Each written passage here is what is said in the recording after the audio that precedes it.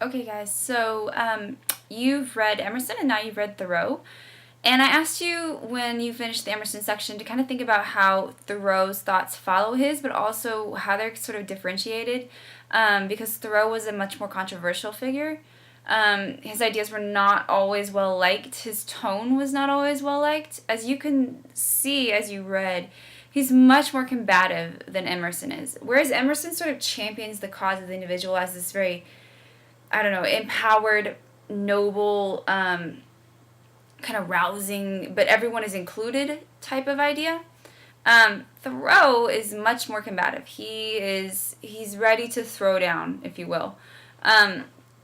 So we start off with a very strong statement with Thoreau. He says, "I hardly accept the motto, the government is best which governs least." Sorry, I should preface.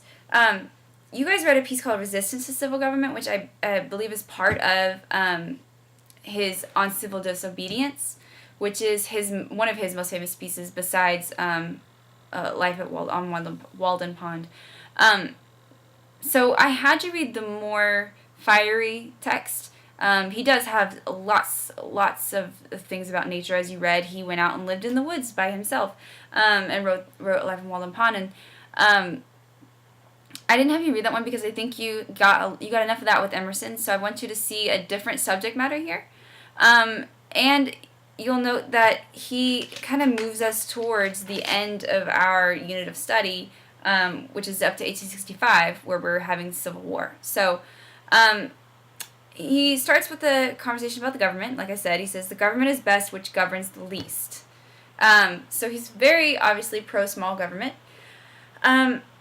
And you have to think about what's going on during this time period. So from 1846 to 1848, we were at war with Mexico.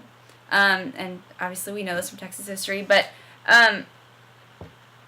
he is staunchly opposed to this Mexican War because of the human toll that it's taking on soldiers. And we also have slavery coming to a head. We have abolitionists rising up. We have the Underground Railroad underway. We have lots of things coming to a head here. At the end of this unit, I'm going to have you read something by Frederick Douglass, so you can kind of see another perspective. But I'm having you see a pro-abolitionist viewpoint here with Thoreau. So on 964, he says, "The government itself, which is only the mode which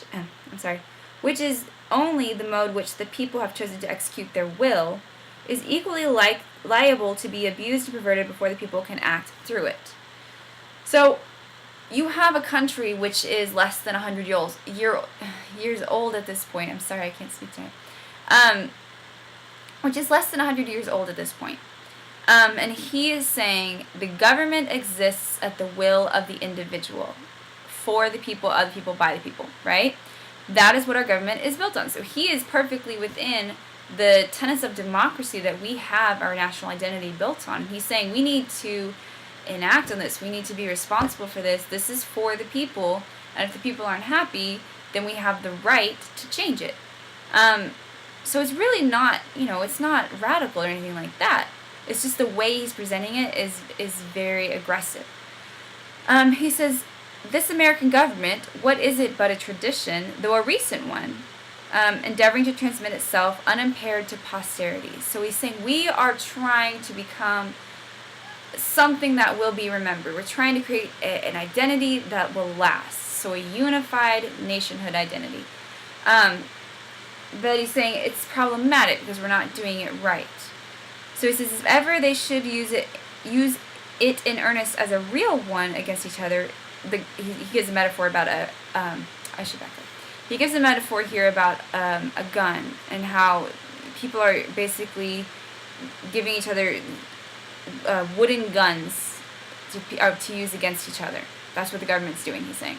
He's saying, and if ever it becomes a real one, a real gun against each other, the nation, will surely split. That is a fascinating line if you think about the fact that this is 15 years before the start of the Civil War. So he has a really amazing insight into something that's going to happen eventually in 15 years. So you might think about how that sort of sentiment is bubbling under the surface 15, 20 years ahead of the start of the Civil War. It's kind of amazing. So he says, the government is not what keeps the country free. It does not settle the West. It does not educate. That is the people. The government exists merely as their mouthpiece, as something that they have put into place. He says, the character inherent in the American people has done all that has been accomplished. And I want you guys to notice this because you're going to read a piece by Whitman in a few weeks, which is all about, it's called I Hear America Singing, and it's all about just the beauty and the majesty that is the American people and their spirit and their ingenuity and their ability to, work hard and make something out of the West, out of the land that is unsettled. So again, this all ties back to this idea of manifest destiny, etc., etc., etc. So he clarifies on the next paragraph. He says, I ask for not at once no government, but a better government. So he's saying, I'm not a radical. I'm not saying we should overthrow the government. I'm saying we need to reform it. And you can see this thread of thought all the way through American politics 2016.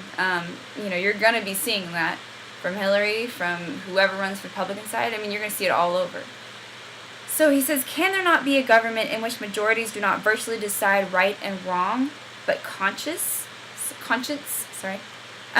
in which majorities decide only those questions to which the rule of expediency is applicable?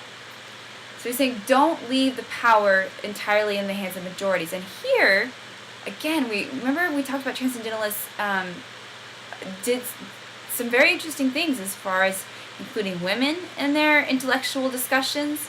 One of the most famous transcendentalist figures was a woman. And then we also have his abolitionist sentiments, which was largely included in transcendentalism, so anti-slavery.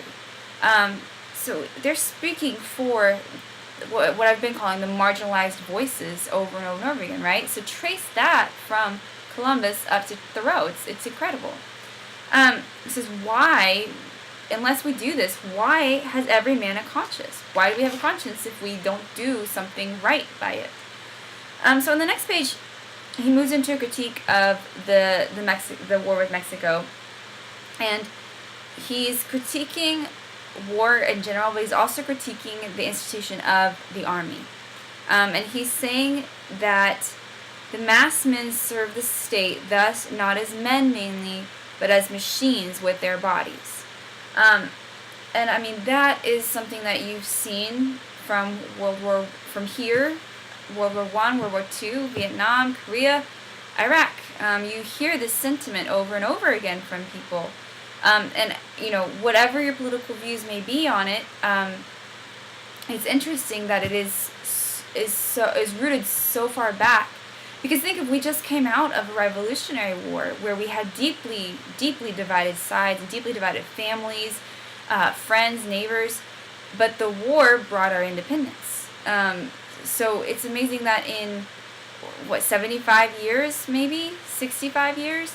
That sentiment is souring on some level. This is just one man's opinion, of course. There are plenty of people who are pro-Mexican War, and who were, all of this is coming to a head in the Civil War, which is really fascinating to kind of see these views on it. And he says, he who gives himself entirely to his fellow men appears to them useless and selfish, but he who gives them partially to them is pronounced as a benefactor and philanthropist. So again, we have him touching on philanthropy. And he's saying philanthropy is a mere show of giving oneself to society. It's not real. He's saying it's just people do it because it makes them look good to other people. And if you go back to Emerson, he's saying we don't need to care what other people think about us. We need to do what's right because it's right. Next page he moves into the discussion of slavery. So he says, I cannot for an instant recognize that political organization as my government, which is the slave's government also. And then he refers back to what he calls the Revolution of 75, which is really interesting terminology because we tend to think of it as, the American Revolution in these big, broad, patriotic terms. But it was very recent for them. It's interesting to study this kind of terminology in retrospect and in a primary source. So he says, in the middle of that section, he says, I cannot have such a machine any longer. In other words, when a sixth of the population of a nation which has undertaken to be the refuge of liberty are slaves, and a whole country is unjustly overrun and conquered by a foreign army and subjected to military law, I think that it is not too soon for honest men to rebel and revolutionize. So that is a powerful, powerful statement. He is saying, when we have a country in which the sixth of the population, we have a country that is built on the foundation and ideas of absolute freedom, and a sixth of the population does not get the rights to those freedoms. And he says, and we are overrun and conquered by what he calls a foreign army, which he's talking about the American army is foreign to these men, and subject to military law, then I think we have a right to change things, to rebel, to revolutionize. But he says at the bottom, ours, America, ours is the invading army to these people. So, I mean, these are very powerful words, and they really do give an amazing kind of front view of what's to come in 15 years. They didn't know what was coming in 15 years, but we certainly do. So if you read it, it's a really interesting kind of foreshadowing almost. And then he says at the very bottom, this people must cease to hold, the Americans, must cease to hold slaves and to make war in Mexico, though it costs them their existence as a people. So even though it could cost us our national identity, we have got to do the right thing, he's saying. Stop holding slaves and stop the war with Mexico. So the bottom part is he gives, again, the same call to action. So I want you to think about how Thoreau's words and Emerson's words, like I said, connect, but where they're also different. Tonally, obviously, very different. Subject matter touches on some of the same things. Like I said, if you're interested in go look at his other works, Life in Walden Pond. It's a beautiful work about nature as well, but I think this is a really fascinating look into sort of combination of literature and history together. So go ahead and move on to the next activity, and then you're going to be done for this week, and you'll move on to week 14 in the next week.